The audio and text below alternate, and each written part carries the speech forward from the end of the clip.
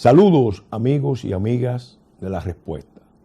El doctor Marino Vinicio Castillo se encuentra en el exterior y nos encomendó que produjéramos esta entrega del programa La Respuesta.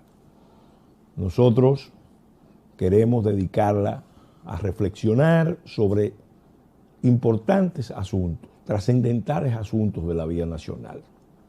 La nación dominicana está viviendo momentos excepcionalmente difíciles.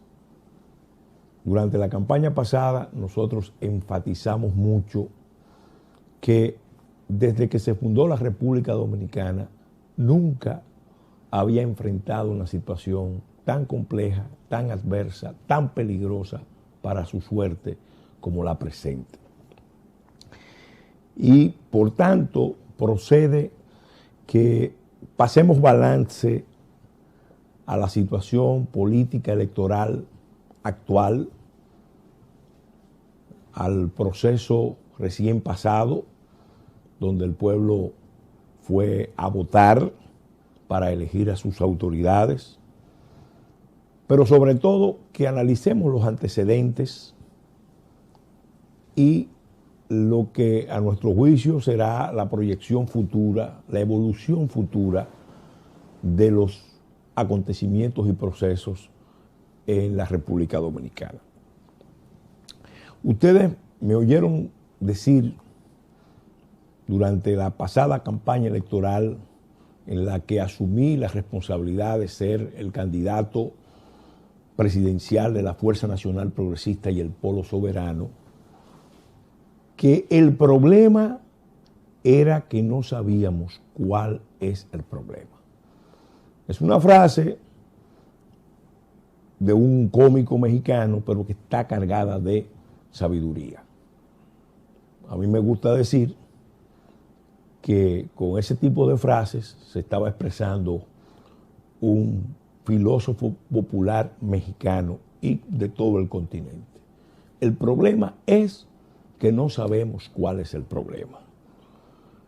Y eso lo confirmamos a lo largo de la campaña porque encontramos, hablando en diferentes escenarios, desde escenarios muy instruidos hasta los más elementales, que la mayoría de la población dominicana, del electorado, no tiene conocimiento de cuáles son los problemas esenciales, fundamentales de la nación.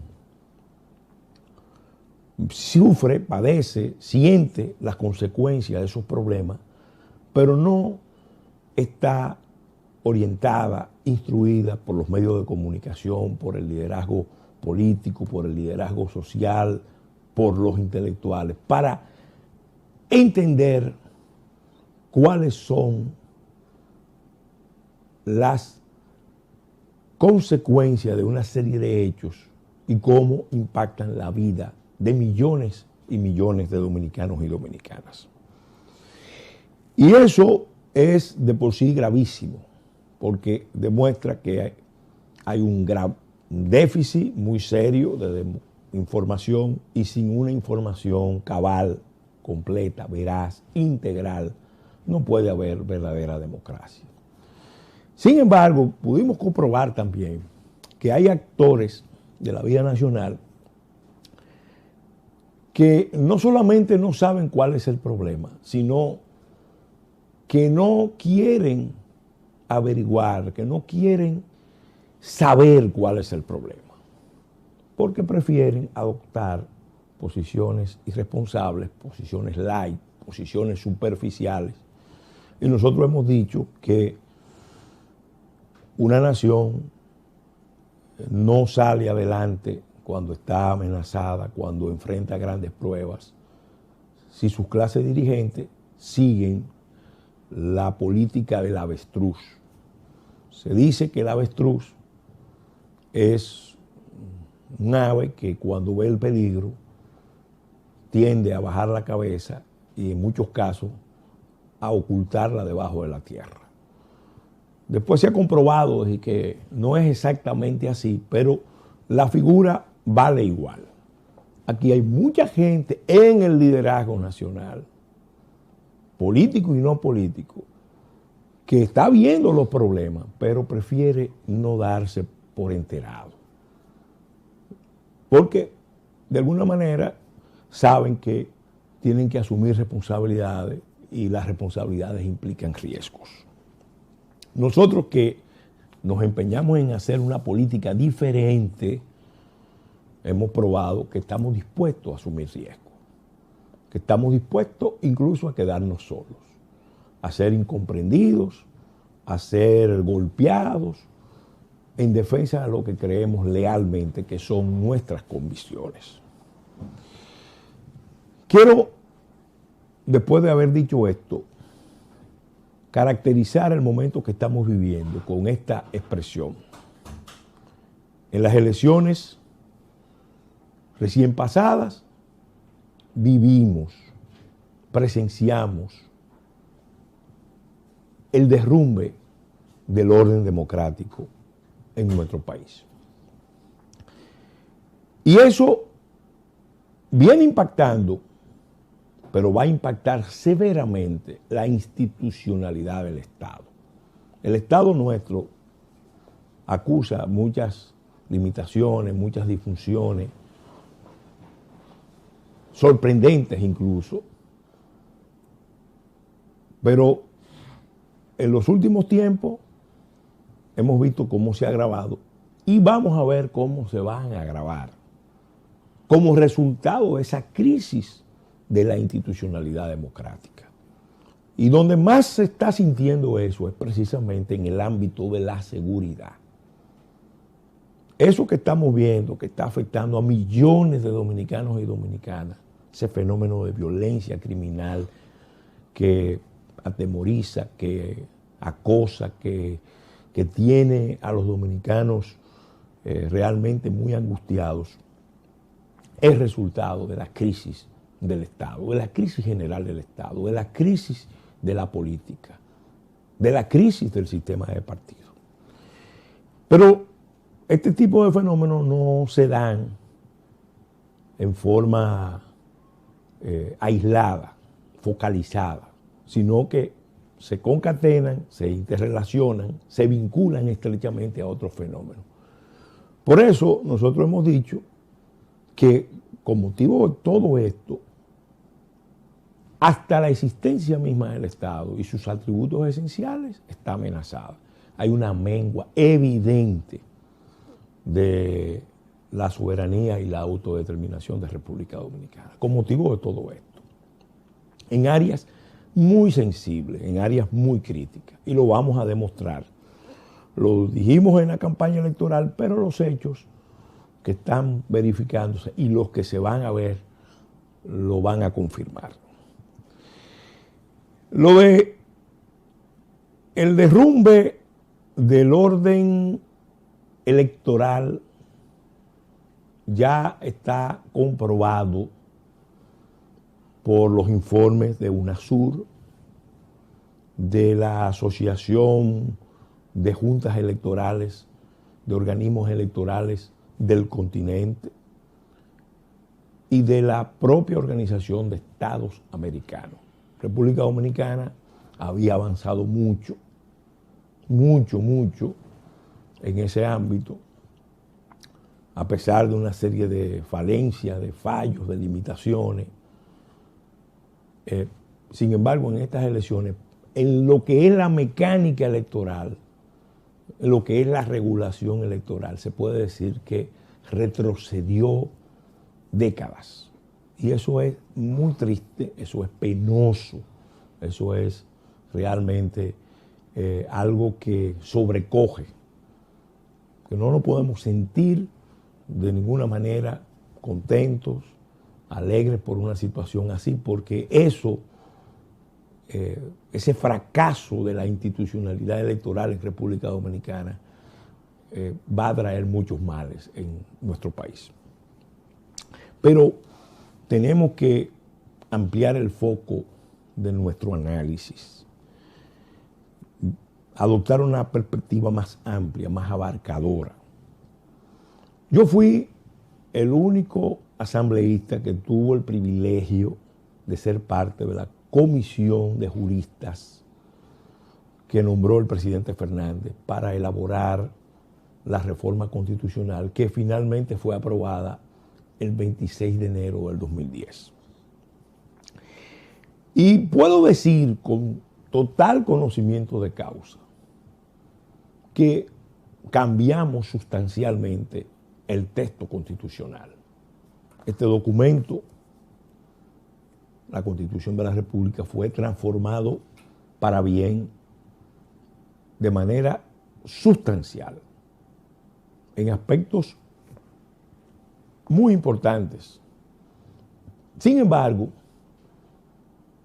cuando pasamos balance de 6 años de vigencia de esta Constitución, nos damos cuenta de que solo cambiamos el texto, el documento, no así los valores, las actitudes, las creencias de los actores políticos, de los actores sociales. Entendíamos que después de esta Constitución, en la clase política, sobre todo, en las clases dirigentes también, se iba a operar una transformación, iba a venir un proceso de cambio de conciencia colectiva e individual. No sucedió así. Esta Constitución estableció el Estado social y democrático de derecho. Sin embargo, esa proclamación tan elegante no ha permitido superar en los hechos la relación política que prima el sistema nuestro, que es una relación de favores. Yo he dicho, he insistido, que el cambio verdadero vendrá cuando la política deje de repartir como favores lo que tiene que garantizar como derecho. La política, por definición, es una actividad de distribución, de reparto. Sin embargo, puede hacerse con más o menos legitimidad, con más o menos transparencia, con más o menos equidad. En nuestro país, la política tiene características atroces, atrasadas, degradantes, y a 6 años de entrada en vigencia de esta Constitución, estamos muy lejos del Estado social y democrático de derecho. Lo que sí se ha reforzado es un esquema de clientelismo, populismo, cargado, vamos a decir, de tecnología. En ese sentido, en cuanto a la forma, se ha producido una transformación y no para favorecer la creación de ciudadanía. Que el político se sienta servidor y que el ciudadano se sienta realmente un actor importante del destino de su país. Eso no ha sucedido. Y lo vimos en las elecciones pasadas. Lo vimos en las elecciones pasadas de manera grosera, con la explotación de las necesidades, de la vulnerabilidad de millones y millones de dominicanos y dominicanas que estaban en los planes de asistencia del gobierno. Pero también en esta Constitución se estableció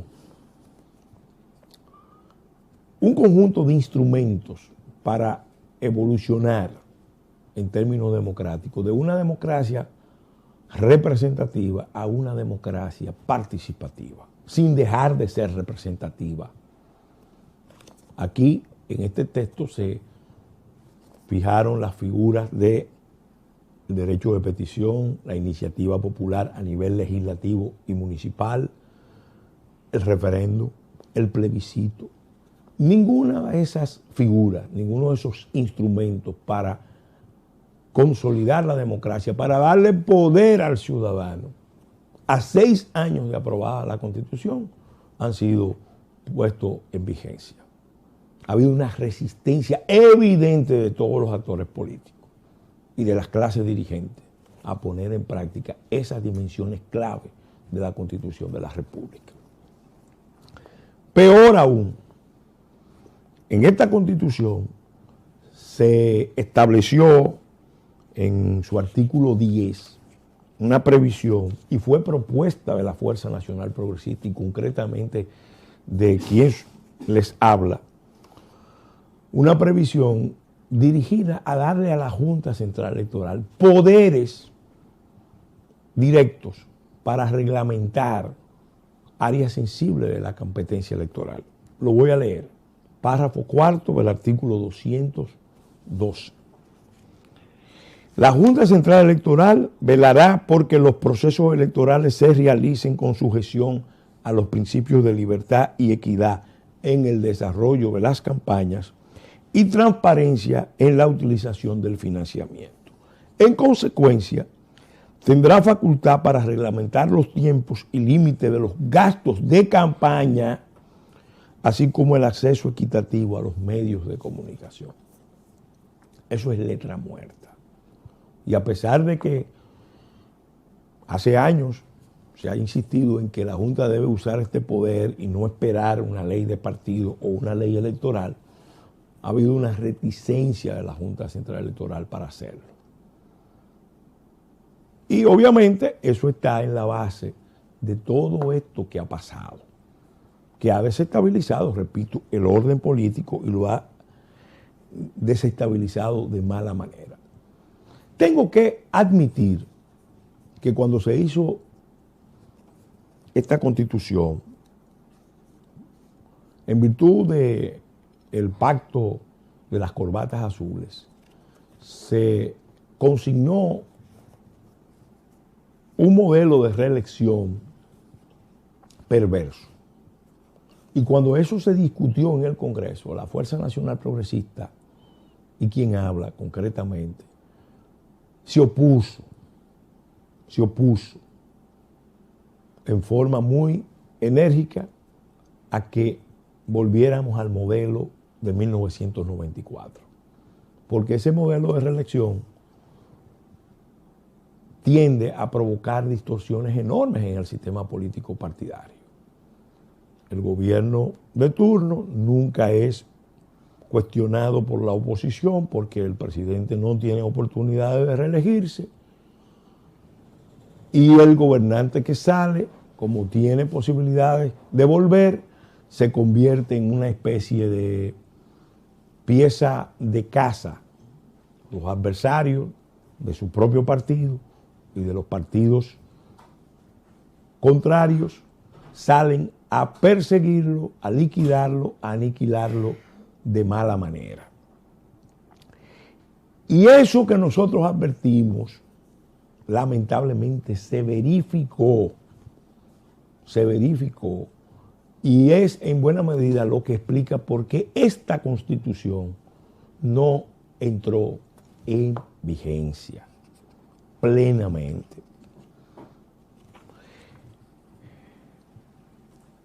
Es importante que analicemos en detalle esto que estamos hablando. Nosotros hemos dicho con toda propiedad que contra esta Constitución, contra el sistema de partido y contra los principios democráticos se dio un golpe blando, un golpe fino, pero un golpe insidioso. No se quiso apelar al mecanismo del referéndum, que fue algo que nosotros le propusimos al presidente Medina. Y con eso estaba de acuerdo el presidente de la Junta Central Electoral cuando dijo que se necesitaban 5 leyes para aprobar la reforma constitucional, porque él era partidario de que se necesitaba el referéndum. La Fuerza Nacional Progresista sometió un recurso de inconstitucionalidad a la reforma por la falta del referéndum. Todavía es la hora, pasado el proceso electoral, que el Tribunal Constitucional no ha fallado. No pudo fallar, en honor a la verdad, no pudo fallar el recurso. Fíjense la presión que sobre el sistema político, sobre la institucionalidad del Estado, metió el afán, el empeño de un grupo de funcionarios y del propio presidente Medina de modificar la Constitución para retener el poder, para darle curso a un proceso de continuidad de este gobierno que se ha construido sobre la base de muchas percepciones. Se emplearon métodos inaceptables, peligrosos, para abrirle paso a la reelección. Primero dentro del partido de gobierno y después en la propia asamblea. Todo el mundo sabe lo que pasó. Pero vale la pena destacar que en ese momento de definición, de lucha, de grupos, se dio un episodio que tiene unas implicaciones tremendas. Desde el gobierno, sectores del gobierno, algunos dicen que con apoyo extranjero, otros dicen que cediendo a las presiones extranjeras. En cualquier escenario se trata de algo horrendo. Apelaron a la intervención de un actor en la política nacional que nadie pensaba que podía emplearse, y mucho menos en un partido como el fundado por Juan Bosch, con un concepto de liberación nacional. Me refiero al papel dirimente que en las luchas internas del PLD jugó un capo mafioso llamado Quirino Ernesto Paulino Castillo. El doctor Castillo ha hablado aquí en la respuesta ampliamente de ese episodio que para nosotros que estábamos en el gobierno fue uno de los, vamos a decir, de los factores que más gravitaron en nuestra determinación de abandonar el gobierno y abandonar la coalición, porque cuando eso pasa en una coalición de gobierno y en un gobierno, cualquier cosa puede pasar. Pero después de ese hecho que produjo también mucho temor, lo quiero decir, en muchos actores de la vida nacional, políticos y no políticos, el gobierno montó una campaña no de reelección. La reelección siempre implica, lo vivimos recientemente con el esfuerzo de reelección del presidente Hipólito Mejía, y cada vez que también el presidente Balaguer lanzaba sus proyectos de reelección, eso implicaba realmente una tendencia autocrática muy fuerte. Sin embargo, en este proceso electoral se vivió no una experiencia simple de reelección. Aquí se montó toda una estrategia, con mucho éxito, tengo que reconocerlo, de avasallamiento y entronización. Porque lo que se está planeando, los compromisos que se asumieron para abrirle paso a ese proyecto continuista, tienen unos alcances, unas implicaciones tan serias, tan graves, que necesitan de una estrategia no de continuidad para un periodo, sino de entronizamiento y avasallamiento. Por eso toda la campaña gubernamental se centró esencialmente en construir la percepción de que no había nada que hacer, de que todo estaba determinado. De hecho, se maniobró en la sombra usando las relaciones de conchupancia que tiene el gobierno, el partido de gobierno, con sectores de la oposición para bloquear que las fuerzas del PRM y del PRD pudieran coaligarse para impedir la reforma constitucional. Y eso sin duda iba a favorecer el proyecto de reelección. Pero también maniobraron, y nos consta, desde el gobierno, desde sectores del empresariado y hasta poderes externos, para impedir que se organizara un polo alternativo alrededor de la defensa de la patria y sus valores.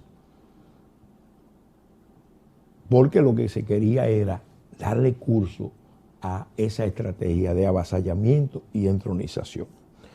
Obviamente, cuando vamos a un proceso electoral donde el gobierno coloca 100 anuncios por cada anuncio que coloca la oposición, no podíamos esperar que el día D no estuviera marcado por esa tendencia autocrática, impositiva, autoritaria.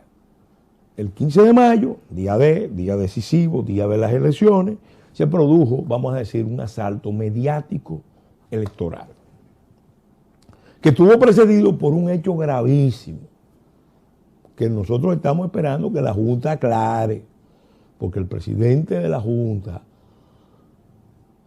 anunció que habían renunciado 3.000 técnicos y miembros de la Junta dijeron que no sabían de esa renuncia. Y eso estamos hablando la noche anterior de las elecciones. Eso fue el preludio, la preparación de lo que iba a pasar el día siguiente. Ahora, el presidente de la Junta, en una locución al país, fue más lejos. Dijo que se había planeado una especie de boicot, de sabotaje a las elecciones, y insinuó que eso provenía de actores de la oposición. Tanto nosotros como los demás candidatos de oposición suscribimos una petición al presidente de la Junta para que asumiera la responsabilidad de señalar de manera puntual, con toda responsabilidad, quiénes eran los responsables de esa acción antidemocrática. Porque eso, si fue así, como él dice, cosa que dudamos mucho, entonces él tenía la obligación no de dejarlo así como una especie de denuncia no estudiada, no investigada. Pero obviamente, ¿qué se busca con todo esto? Porque evidentemente el gobierno se empeñó no en ganar las elecciones con 50+1, sino en sacar más del 60%. ¿Cuál es la lógica política de una línea de avasallamiento y entronización? Bueno, por un lado, es evidente que el presidente Medina y su equipo han querido legitimar, si es posible, vamos a decirlo así, legitimar entre comillas, el golpe blando, fino, que se dio a la Constitución. Es una manera de validar, vamos a decir, la posición del gobierno de no apelar al referéndum. Un gobierno tan popular, con una mayoría tan aplastante, realmente no necesitaba referéndum. Y la prueba es que el día de las elecciones sacaron el presidente Medina y los candidatos que lo acompañaban el 61, 62%. Ningún gobierno había sacado en la etapa democrática una votación, ni siquiera Juan Bosch. Pero también hay otra lectura. Se sabe que dentro del Partido de la Liberación Dominicana hay contradicciones muy fuertes que pueden tornarse antagónicas. De eso hay señales de que esas contradicciones pueden escalarse a niveles preocupantes. Entonces se podía entender que el presidente quería tener una fuerza apabullante, aplastante, para empezar la liquidación, la purga, el desplazamiento de los contendores internos. No solamente de Leonel Fernández, sino de cualquier otro candidato que tenga algún proyecto a futuro. Con este resultado, el presidente puede decir, bueno, yo gané sin los aliados que me apoyaron, gané sin las fuerzas del presidente Fernández, gané con mi propia fuerza. Entonces, eso también se entiende que puede ser una interpretación al afán del presidente de obtener el 62%. Pero la verdad es que detrás de esta estrategia de autocrática, cuasi dictatorial, hay también un objetivo que no se ve tan claramente, pero yo quiero destacarlo. Para abrirle paso a ese proyecto reeleccionista, el presidente Medina, como el presidente Mejía en la ocasión, tuvo que arribar a acuerdos, a pactos con los poderes fácticos y los poderes extranjeros. Y el presidente Medina sabe, porque es un hombre sagaz, un hombre con mucha experiencia, que el cumplimiento de esos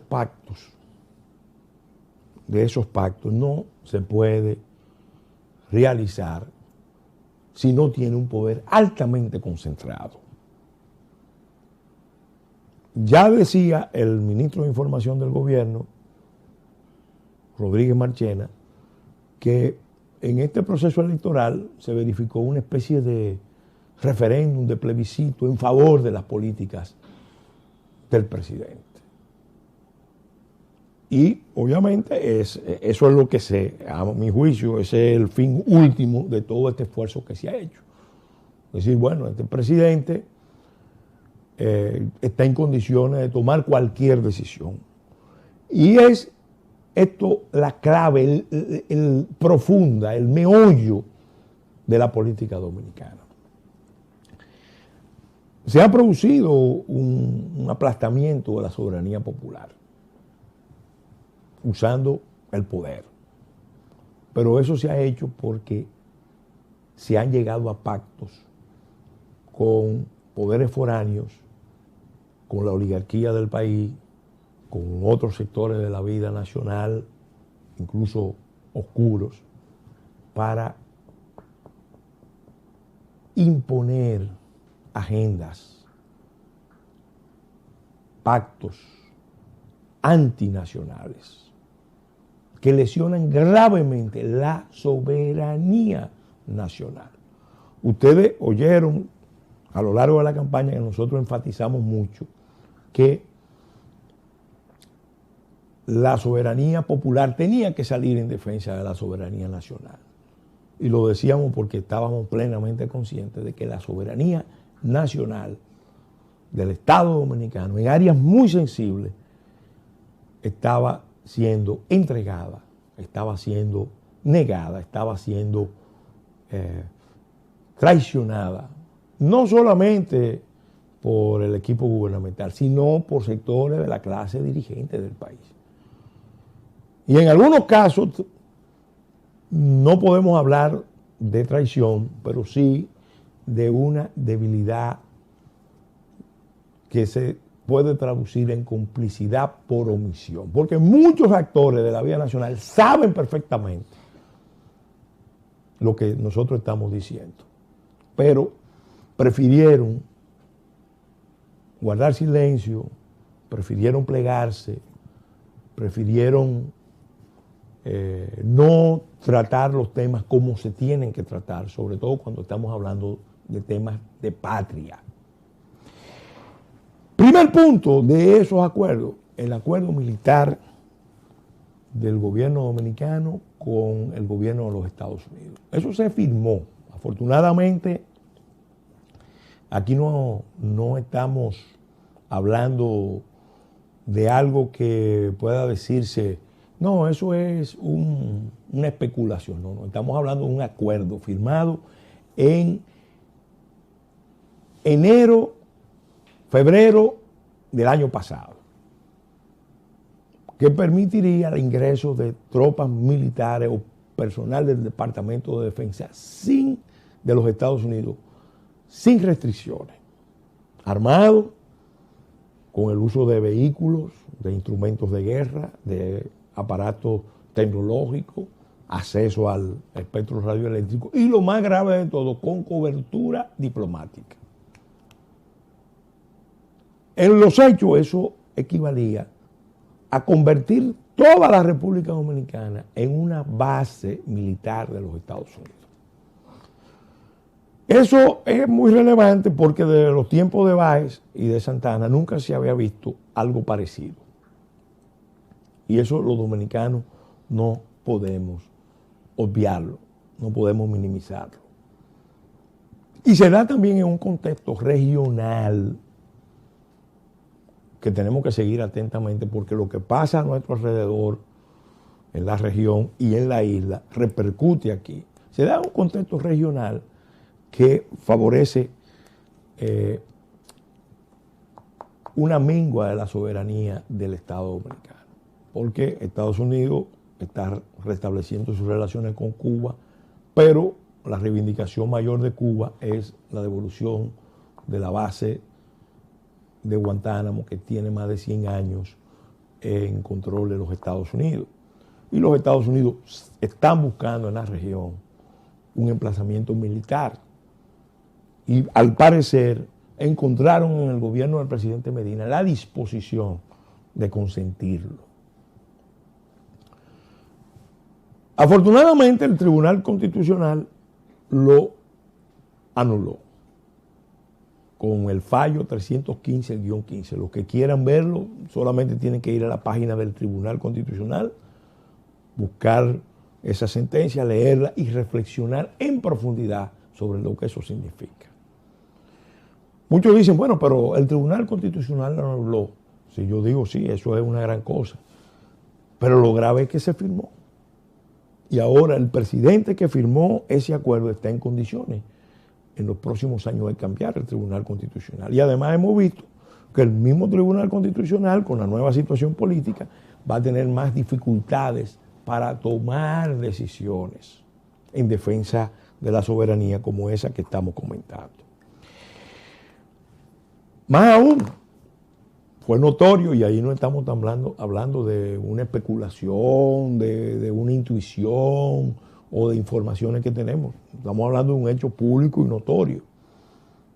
El gobierno le dio luz verde al alto empresariado dominicano a que avance en la ejecución del plan Quisqueya Binacional, que es un instrumento que se ha concebido para complacer a la administración de Estados Unidos y específicamente a los Clinton, que tienen una presencia muy importante en Haití, muy complicada también.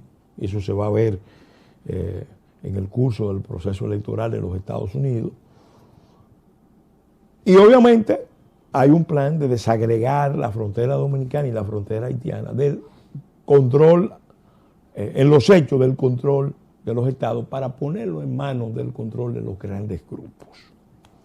Nosotros hemos cuestionado por muchos años ese enfoque, que sabemos que no es nuevo, porque no es reciente. Ya con Hipólito Mejía se dio el primer paso y no se pudo cumplir en ese entonces. Y aquí se ha ido más lejos que nunca antes. Pero el origen de todo esto no es de este gobierno, viene desde la administración de Hipólito Mejía Domínguez, que es un actor que evidentemente tiene unas relaciones muy especiales con el presidente Medina. Ese esquema es el primer paso a un esquema de integración insular, porque algunos grupos de poder en República Dominicana han comprado la idea de que desde aquí pueden ejercer una especie de control o hegemonía o tutela de toda la isla, para ellos tener entonces, como ellos llaman, el gran mercado de los 20 millones. Todo eso es una falacia, porque los mercados se distinguen por la capacidad adquisitiva que los mismos puedan tener y sobre todo por sus niveles de institucionalidad. Cuando estamos hablando de un Estado fallido, no es sensato hablar de que se va a configurar un mercado de 20 millones. Lo único que nosotros vamos a hacer es correr rápidamente hacia una etapa de inestabilidad, porque un Estado fallido, gravitando sobre un Estado débil y vulnerable, puede provocar que ese Estado débil y vulnerable termine también como un Estado fallido. Pero aquí hay gente que no le importa para nada la suerte de la nación dominicana. Solamente le interesan sus beneficios, sus logrerías muy concretas y puntuales. Y eso está en la crisis, en el origen de la crisis que estamos viviendo. Igualmente se asumió un compromiso de echar hacia atrás la sentencia del Tribunal Constitucional 168-13.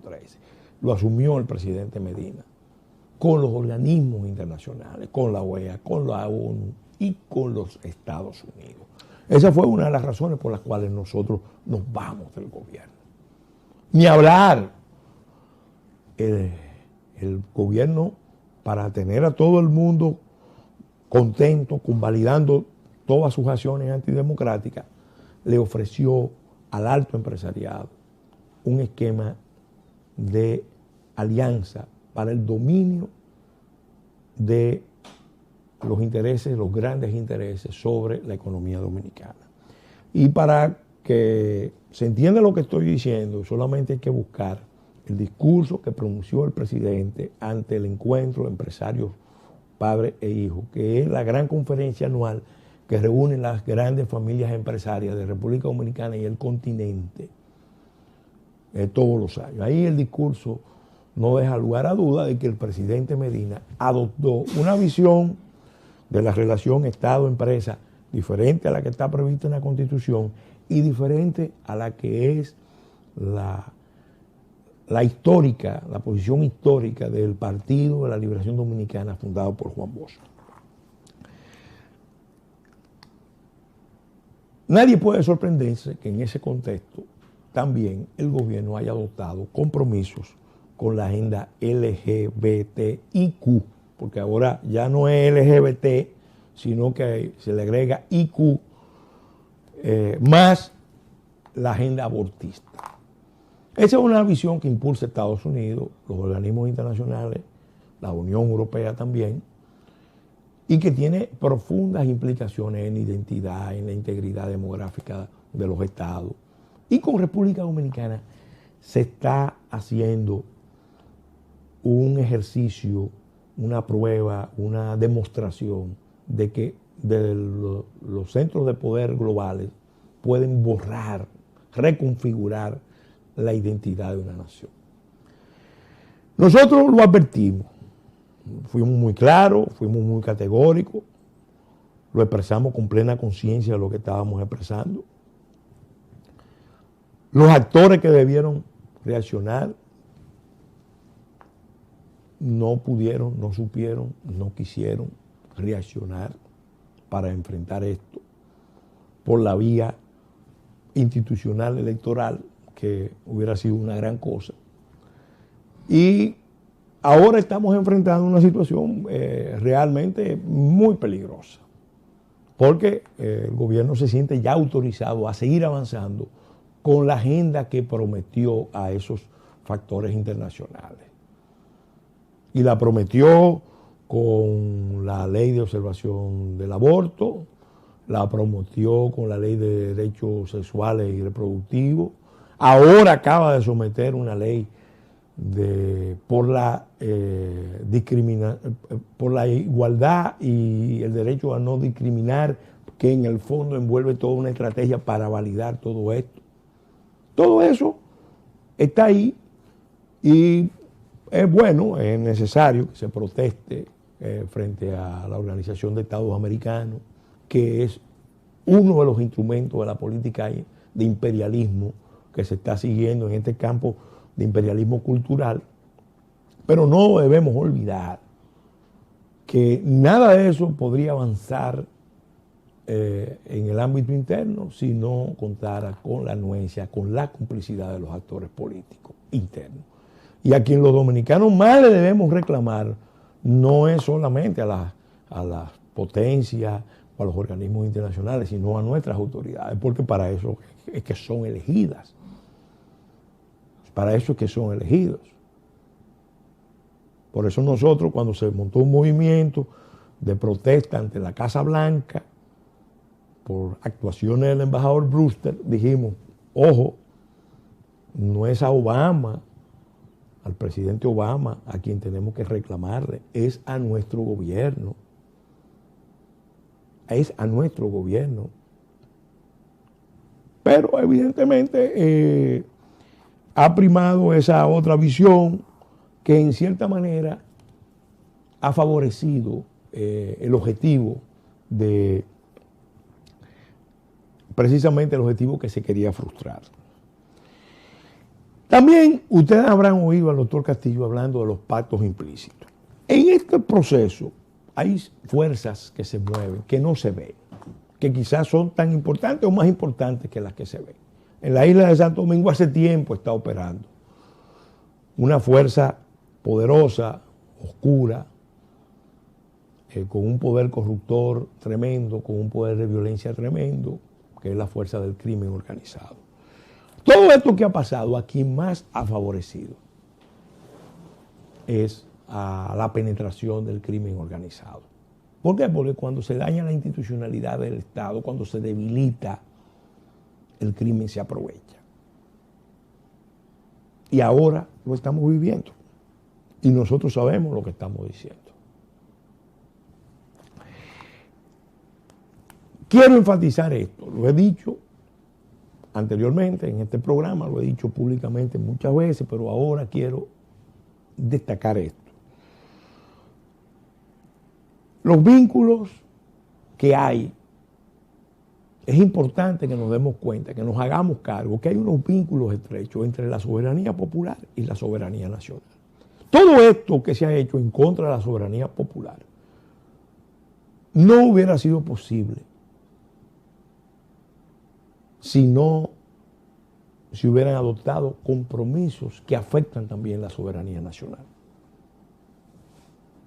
El presidente Medina nunca hubiera podido hacer lo que ha hecho para abrirle paso a la reelección, para imponerse con ese ánimo autocrático, cuasi dictatorial, de no ser por los pactos que adoptó. Por tanto, todos los sectores de la vida nacional que quieran combatir enérgicamente, efectivamente, ese proceso que afecta a la democracia, que va a afectar las libertades, que eventualmente puede afectar la gobernabilidad, no pueden perder de vista esta otra dimensión, que es quizás mucho más importante que la dimensión de la gobernabilidad democrática. Por eso nosotros hemos dicho, estamos de acuerdo que hay que hacer reformas políticas, institucionales, pero nosotros hicimos la reforma de la Constitución. ¿Y qué pasó? ¿Qué pasó? ¿Qué pasó con esta Constitución?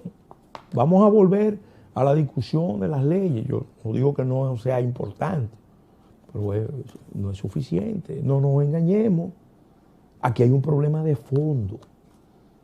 El problema de fondo es que tenemos un proyecto nacional débil, un proyecto nacional amenazado, un proyecto nacional que está siendo liquidado por la gente que menos está llamado a asumir ese rol.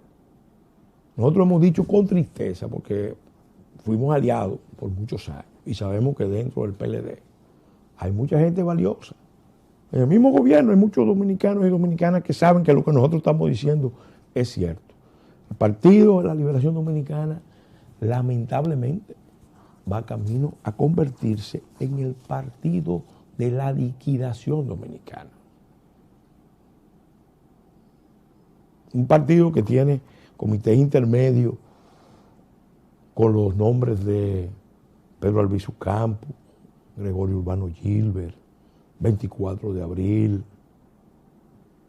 para mencionar algunos.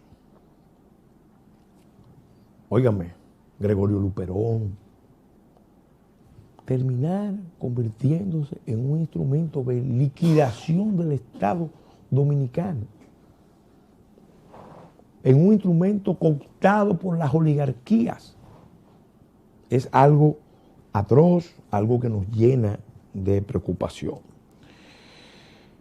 Nosotros en esta etapa, ustedes nos han visto en una coincidencia con los demás candidatos de oposición. Algunos han dicho, ¿y por qué no se han unido? ¿Por qué no se unieron antes? ¿Por qué no se unen? Nosotros hemos dicho, nosotros estamos coincidiendo en un esfuerzo muy puntual. Evidenciar el fraude, evidenciar la imposición, evidenciar la acción antidemocrática, evidenciar todo esto. Demostrarlo, comprobarlo. Afortunadamente, muchos actores del propio PLD nos están ayudando, porque ellos mismos han sido víctimas de los acuerdos de conchupancia que se dieron en muchas partes del país. Los acuerdos de las cúpulas partidarias con las oligarquías para diseñar resultados y para castigar, por ejemplo, a una fuerza como la nuestra, que es sin duda una fuerza contestataria, una fuerza que desafía no solamente al gobierno, sino a un orden de cosas que es profundamente antinacional, antidemocrático.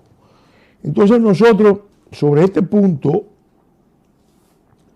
queremos que estemos claros.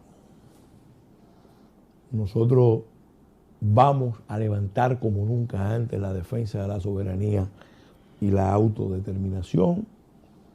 Vamos a apelar al pueblo dominicano, ya no en una lucha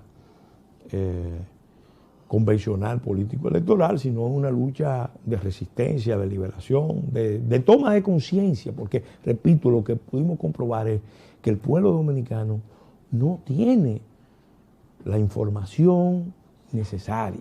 El pueblo dominicano ha sido un pueblo heroico, que ha luchado mucho por su identidad, por su autodeterminación. De América Latina es el pueblo que más ha luchado. Luchamos frente a los franceses cuando todavía no éramos república. Luchamos frente a los haitianos por años y seguimos luchando.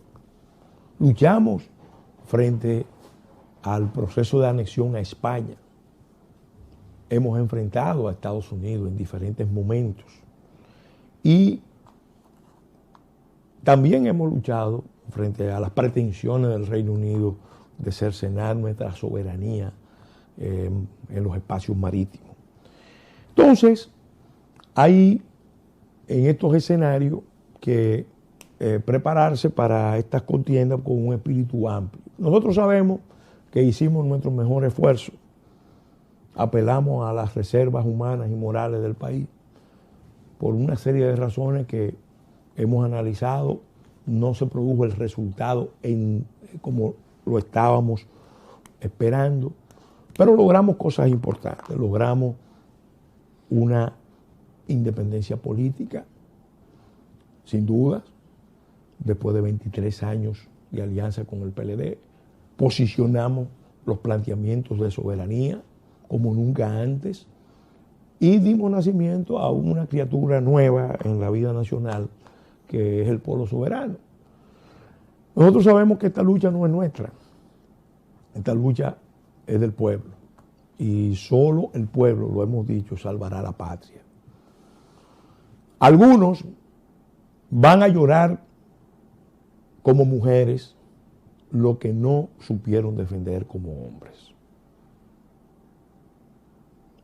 porque les falló previsión, porque no han sido consecuentes, porque prefirieron plegarse, prefirieron no tomar riesgo. Nosotros tenemos nuestra conciencia tranquila, nosotros tenemos serenidad y sobre todo tenemos mucha fe en que el Dios providente que ha acompañado a este pueblo en los momentos más difíciles, de muchas tribulaciones, en este que es especialmente complejo, también está ahí. De los dominicanos y dominicanas del presente depende que preservemos el legado que hemos recibido de las generaciones precedentes a base de muchos sacrificios, de muchas luchas, teniendo muy presente el pensamiento luminoso de Duarte, que siempre nos dijo que vivir sin patria era lo mismo que vivir sin honor, que había que trabajar sin descanso por la patria, que es lo mismo que trabajar por nuestros hijos y nosotros mismos, y sobre todo con la conciencia de que cuando estamos trabajando también por la patria, esta lucha puede ser desesperada, pero siempre será la causa del honor. Y siempre hay que estar dispuesto a todos los sacrificios mayores. El pueblo dominicano está frente a su destino. Nosotros confiamos en los años por venir, otros actores de las reservas humanas y morales del país se van a levantar y van, como ha pasado otras veces, a defender la soberanía y la autodeterminación. Ya será en un contexto más complicado, porque se perdió la oportunidad político-institucional esta, y nos esperan años de inestabilidad, de ruptura, de confrontación, pero siempre hay muchos dominicanos que estamos dispuestos a decir, como dijo Mella, todavía hay patria. Muchas gracias por su atención y esperamos que ustedes hayan recibido este mensaje de la respuesta como un mensaje de fe y esperanza en los mejores destinos de la nación que tanto amamos, que tanto tenemos que cuidar y preservar. Gracias.